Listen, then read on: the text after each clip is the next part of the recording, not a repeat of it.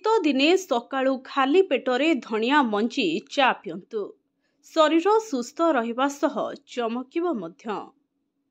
आजिकाली लोकंक खाइबा अभ्यास एते खराब हो जाइछि जे एका थरे सबु रोग माड़ी बसुछि। सुस्थ रहिबाकु आपण सुस्थ खाद्य और पानीय पीवा उचित। एहीपरि गोटे ड्रिंक्स होउछि धनिया मंजी चाहा। धनिया मंजी आम रोषई घरे एक मसला भावे व्यवहार करा जाए, जहाँ अनेक उपकारी गुण रे भरपूर अटे।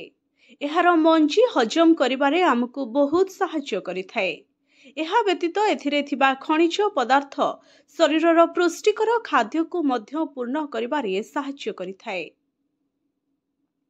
हजम प्रक्रिया रे उन्नति एही मंजी रे एंटी इनफ्लामेटरी गुण रहिछि, जहाँ हजम प्रक्रिया रे उन्नत आनिबारे सहाय्य करे।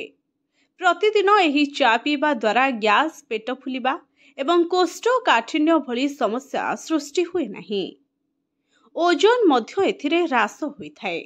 धनिया मंजी चा पीवा द्वारा मेटाबॉलिज्म मजबूत होइथाए, जहाँ शरीर रे अतिरिक्त चर्बी को ह्रास करिथाए बा तरलिबा आरंभ करिथाए, जेउथि पई शरीरर ओजन ह्रास मध्य होइथाए।